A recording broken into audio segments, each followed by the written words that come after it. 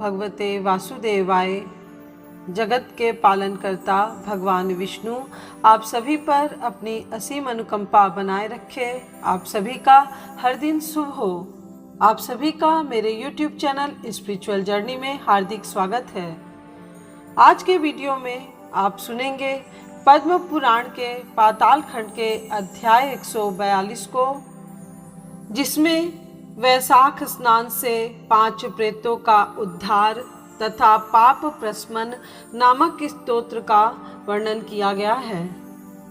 अम्बरीश ने कहा, मुने, जिसके चिंतन मात्र से पाप राशि का लय हो जाता है, उस पाप प्रशमन नामक स्तोत्र को मैं भी सुनना चाहता हूँ। आज मैं धन्य हूँ, अनुग्रहित हूँ। आपने मुझे इस शुभ विधि का श्रवण कराया, जिसके सुनने मात्र से पापों का क्षय हो जाता है। वैशाख मास में जो भगवान केशव के कल्याण में नामों का कीर्तन किया जाता है, उसी को मैं संसार में सबसे बड़ा पुण्य, पवित्र, मनोरम तथा एकमात्र सुकृत से ही सुलभ होने वाला शुभ कर्म मानता हूँ। अहो, जो लोग माधव मास में भगवान मधुसूदन के नामों का स्मरण करते हैं, वे धन्य हैं। अतः यदि आप उचित समझे तो मुझे पुनः माधव मास की ही पवित्र कथा सुनाएं। सूत जी कहते हैं, राजाओं में श्रेष्ठ हरि भक्त अम्बरीश का वचन सुनकर नारद मुनि को बड़ी प्रसन्नता हुई। यद्यपि वे वैशाख स्नान के लिए जाने को उत्कंठित थे, तथापि सत्संग में आनंद आने के कारण रुक गए और राजा से बोले। नारद जी ने कहा, महिपाल, मुझे ऐसा जान पड़ता है कि यदि 2 व्यक्तियों में परस्पर भगवत कथा संबंधी सरस वार्तालाप छिड़ जाए तो वह अत्यंत विशुद्ध अंतकरण को शुद्ध करने वाला होता है। आज तुम्हारे साथ जो माधव मास के महात्म्य की चर्चा चल रही है, यह वैशाख स्नान की अपेक्षा भी अधिक पुण्य प्रदान करने वाली है, क्योंकि माधव मास के देवता भगवान श्री विष्णु हैं। अतः उसका कीर्तन भगवान का ही कीर्तन है। जिसका जीवन धर्म के लिए और धर्म भगवान की प्रसन्नता के लिए है, तथा जो रातों दिन पुण्योपार्जन में ही लगा रहता है, उसी को इस पृथ्वी पर मैं वैष्णव मानता हूँ। राजन, अब मैं वैशाख स्नान से होने वाले पुण्य फल का संक्षेप से वर्णन करता हूँ। विस्तार के साथ सारा वर्णन तो मेरे पिता ब्रह्मा जी भी नहीं कर सकते। वैशाख में डुबकी लगाने मात्र से समस्त पाप छूट जाते हैं। पूर्व काल की बात है, कोई मुनीश्वर तीर्थ यात्रा के प्रसंग से सर्वत्र घूम रहे थे। उनका नाम था मुनि शर्मा। वे बड़े धर्मात्मा, सत्यवादी, पवित्र तथा सम, दम एवं शांति धर्म से युक्त थे। वे प्रतिदिन पितरों का तर्पण और श्राद्ध करते थे। उन्हें वेदों और स्मृतियों के विधानों का सम्यक ज्ञान था। वे मधुर वाणी बोलते और भगवान का पूजन करते रहते थे। वैष्णवों के संसर्ग में ही उनका समय व्यतीत होता था। वे तीनों कालों के ज्ञाता, मुनि, दयालु, अत्यंत तेजस्वी, तत्वज्ञानी और ब्राह्मण भक्त थे। वैशाख का महीना था। मुनि शर्मा स्नान के लिए नर्मदा के किनारे जा रहे थे। उसी समय उन्होंने अपने सामने 5 पुरुषों को देखा, जो भारी दुर्गति में फंसे हुए थे। वे अभी अभी एक दूसरे से मिले थे। उनके शरीर का रंग काला था। वे एक बरगद की छाया में बैठे थे और पापों के कारण उद्विग्न होकर चारों ओर दृष्टिपात कर रहे थे। उन्हें देखकर द्विजवर मुनि शर्मा बड़े विस्मय में पड़े और सोचने लगे, इस भयानक वन में ये मनुष्य कहाँ से आए। इनकी चेष्टा बड़ी दयनीय है, किंतु आकार बड़ा भयंकर दिखाई देता है। ये पाप भागी चोर तो नहीं है। विप्रवर मुनि शर्मा की बुद्धि बड़ी स्थिर थी। वे ज्यों ही इस प्रकार विचार करने लगे, उसी समय उपर्युक्त पांचों पुरुष उनके पास आए और हाथ जोड़कर मुनि शर्मा से बोले। उन पुरुषों ने कहा, विप्रवर, हमें आप कल्याण में पुरुषोत्तम जान पड़ते हैं। हम दुखी जीव हैं। अपना दुख विचार कर आपको बताना चाहते हैं। द्विजराज, आप कृपा करके हमारी कष्ट कथा सुने। देववश जिनके पाप प्रकट हो गए हैं, उन दीन दुखी प्राणियों के आधार आप जैसे संत महात्मा ही हैं। साधु पुरुष अपनी दृष्टि मात्र से पीड़ितों की पीड़ाएं हर लेते हैं। अब उनमें से एक ने सबका परिचय देना आरंभ किया। मैं पांचाल देश का क्षत्रिय हूँ। मेरा नाम नरवाहन है। मैंने मार्ग में मोहवश बाण द्वारा एक ब्राह्मण की हत्या कर डाली। मुझसे ब्रह्म हत्या का पाप हो गया है। इसलिए शिखा, सूत्र और तिलक से रहित होकर इस पृथ्वी पर घूमता हूँ और सबसे कहता फिरता हूँ कि मैं ब्रह्म हत्यारा हूँ। मुझ महापापी ब्रह्मघाती को आप कृपा की भिक्षा दें।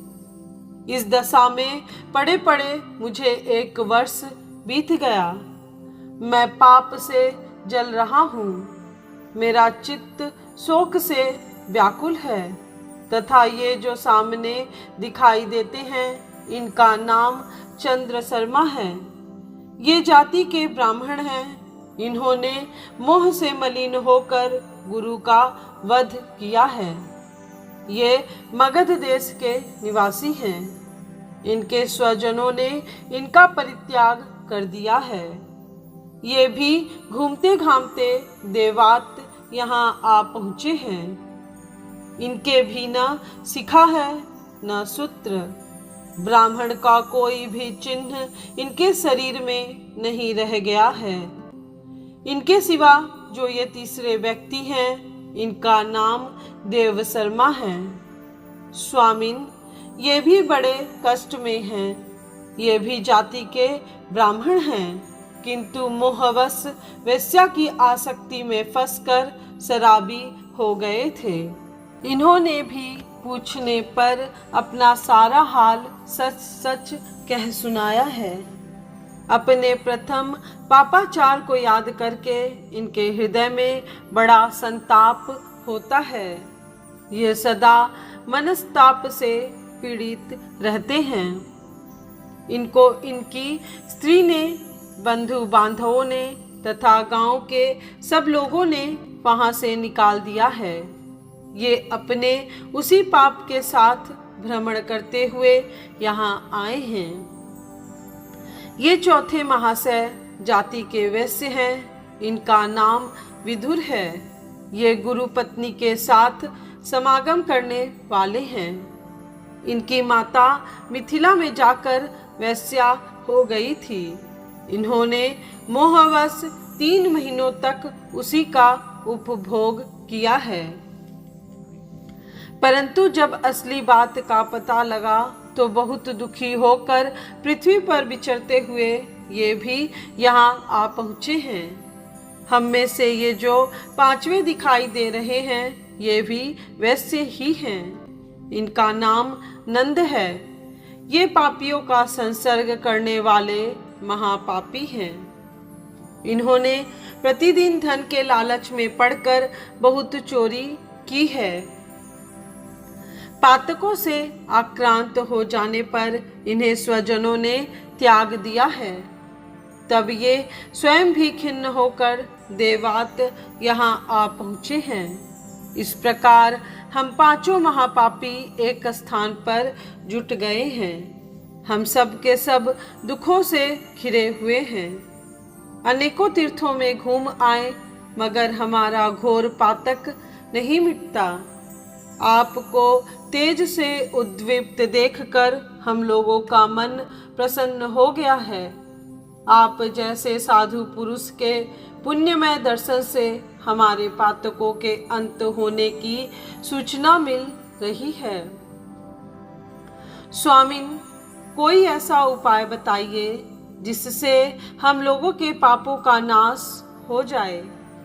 प्रभो, आप वेदार्थ के ज्ञाता और परम दयालु जान पड़ते हैं। आपसे हमें अपने उद्धार की बड़ी आशा है।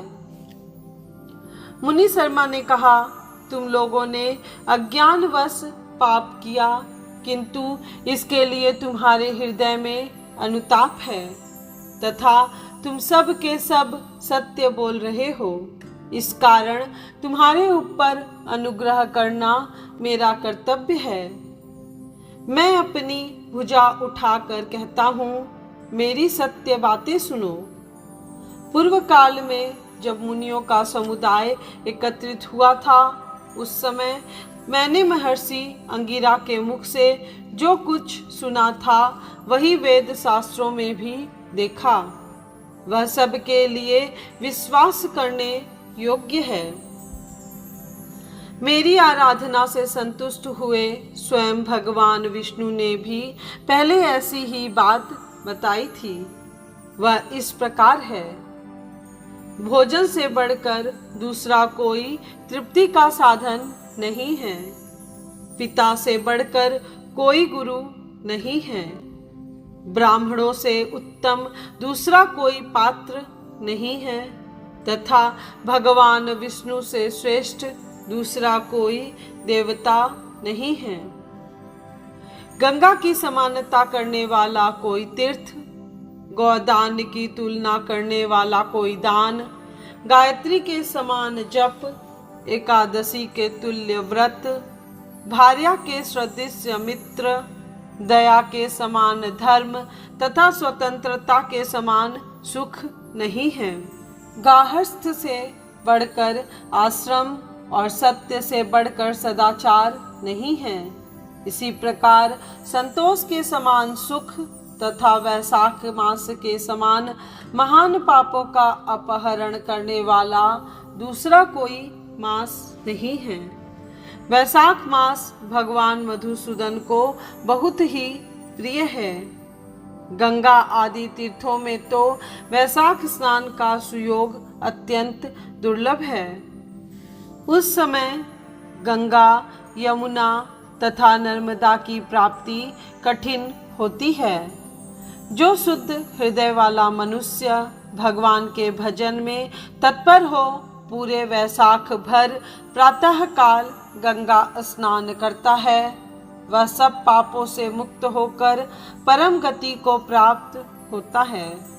इसलिए पुण्य के सारभूत इस वैशाख मास में तुम सभी पातकी मेरे साथ नर्मदा तट पर चलो और उसमें गोते लगाओ। नर्मदा के जल का मुनि लोग भी सेवन करते हैं। वह समस्त पापों के भय का नाश करने वाला है। मुनि के यूं कहने पर वे सब पापी उनके साथ अद्भुत पुण्य प्रदान करने वाली नर्मदा की प्रशंसा करते हुए उसके तट पर गए।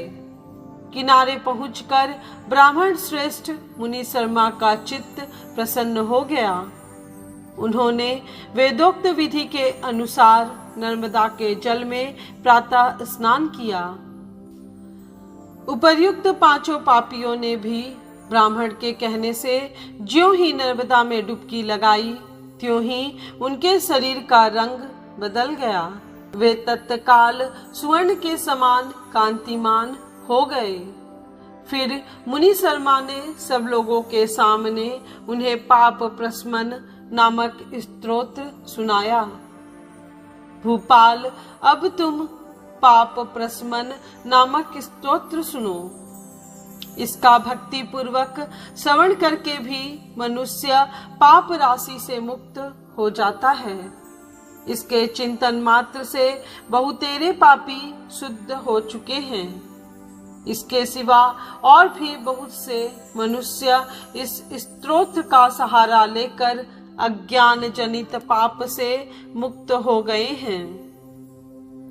जब मनुष्यों का चित्त पराई स्त्री, पराये धन तथा जीव हिंसा आदि की ओर जाए तो इस प्रायश्चित रूपा स्तुति की शरण लेनी चाहिए। यह स्तुति इस प्रकार है। विष्णवे विष्णवे नित्यं विष्णवे विष्णवे नमः। नमामि विष्णु चितस्तमहंकारगतं हरिं चितस्तमिसं व्यक्तम् अनंत पराजितं विष्णुमिडयमशेषाणामनादिनिधनं हरिं।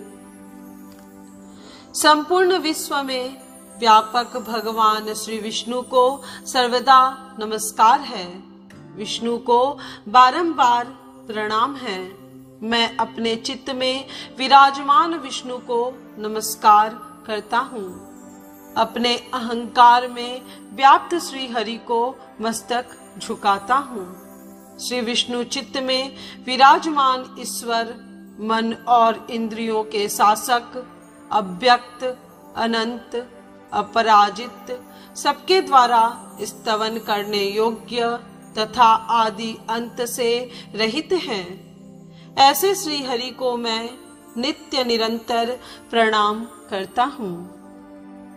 विष्णुश्चिद्गतो यन्मे विष्णुर्बुद्धितश्च यत् योऽहंकारगतो विष्णुर्यो विष्णुर्मी संस्थितः करोतु कर्तृभूतेषु स्थावरस्य चरस्य च तत्पाप नाशमायाति तस्मिन् विष्णु विचितिते।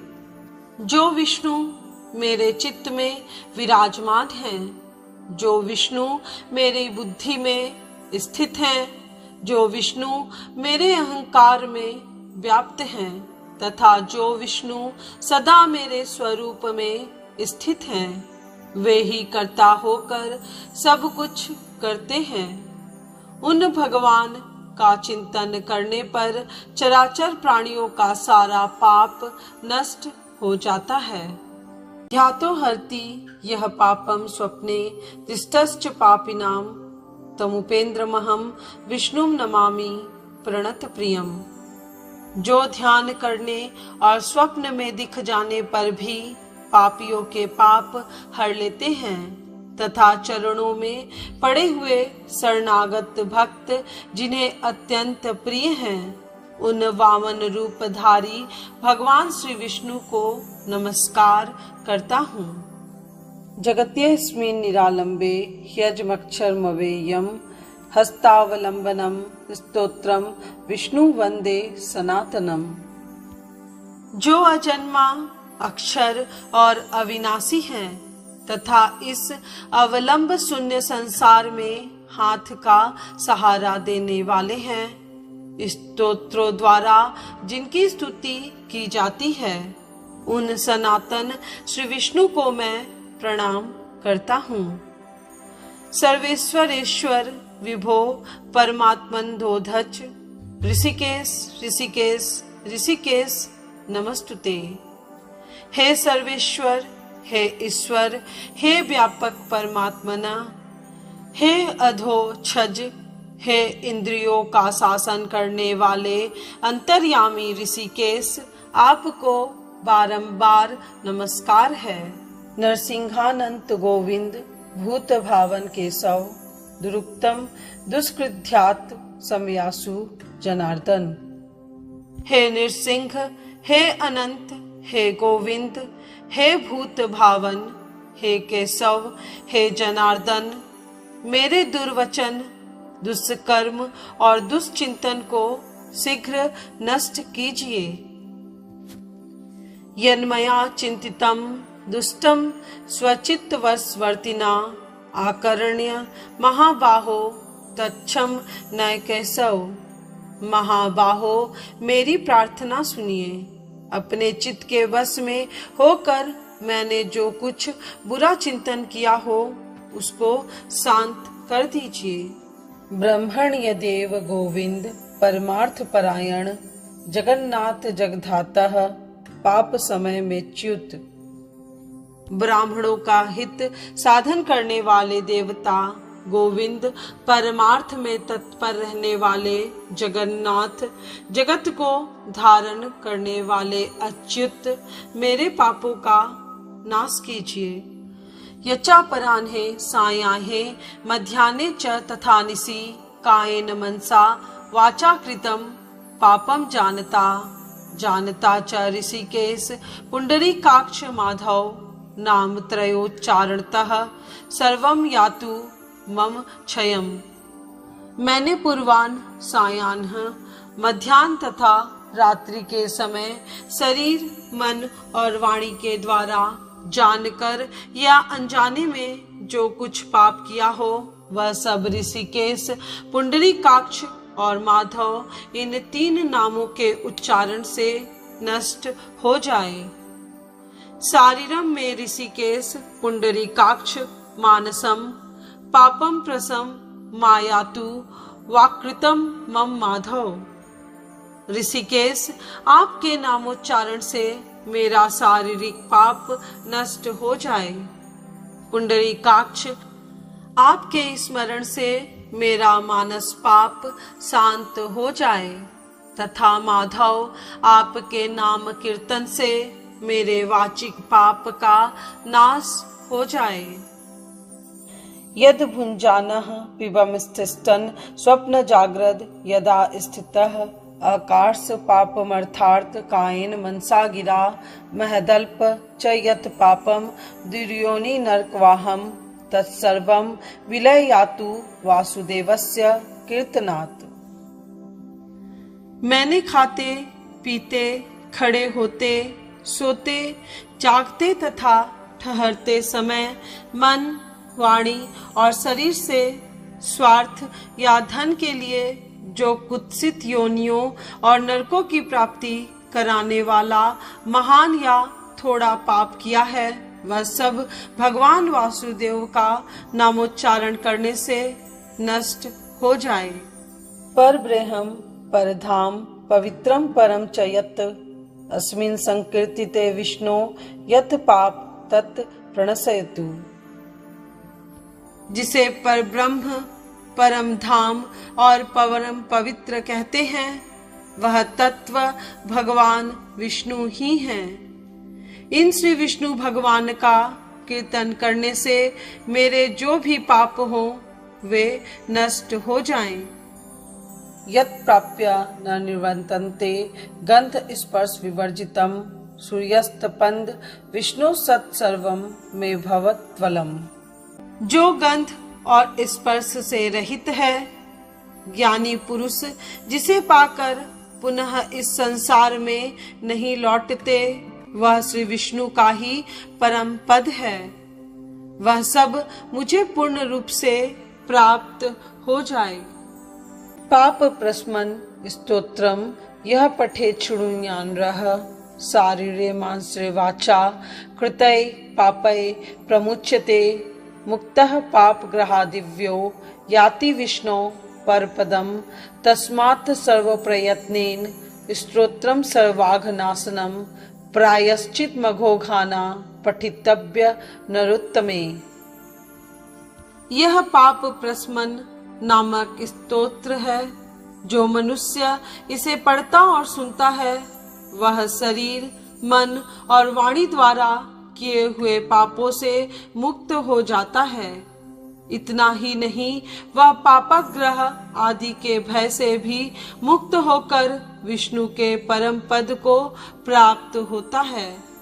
यह स्तोत्र सब पापों का नाशक तथा पाप राशि का प्रायश्चित है। इसलिए श्रेष्ठ मनुष्यों को पूर्ण प्रयत्न करके इस स्तोत्र का पाठ करना चाहिए। राजन, इस स्तोत्र के श्रवण मात्र से पूर्व जन्म तथा इस जन्म के किए हुए पाप भी तत्काल नष्ट हो जाते हैं। यह स्तोत्र पाप रूपी वृक्ष के लिए कुठार और पापमय ईंधन के लिए दावानल है। पाप राशि रूपी अंधकार समूह का नाश करने के लिए यह स्तोत्र सूर्य के समान है। मैंने संपूर्ण जगत पर अनुग्रह करने के लिए इसे तुम्हारे सामने प्रकाशित किया है। इसके पुण्यमय महात्म्य का वर्णन करने में स्वयं श्री हरि भी समर्थ नहीं है। आज की यह कथा यही पूर्ण हुई। इसके बाद क्या हुआ यह जानने के लिए कृपया आप पद्म पुराण के पाताल खंड के अध्याय 143 को अवश्य सुनिएगा, जिसमें वैशाख मास में स्नान, तर्पण और श्री माधव पूजन की विधि एवं महिमा का वर्णन किया गया है। यदि आप हमारी कथा और वीडियो से संतुष्ट हैं और वैदिक संस्कृति के प्रमाणभूत प्रचार में हमारी सहायता करना चाहते हैं तो इन वीडियोस को अधिक से अधिक लोगों को शेयर कीजिए।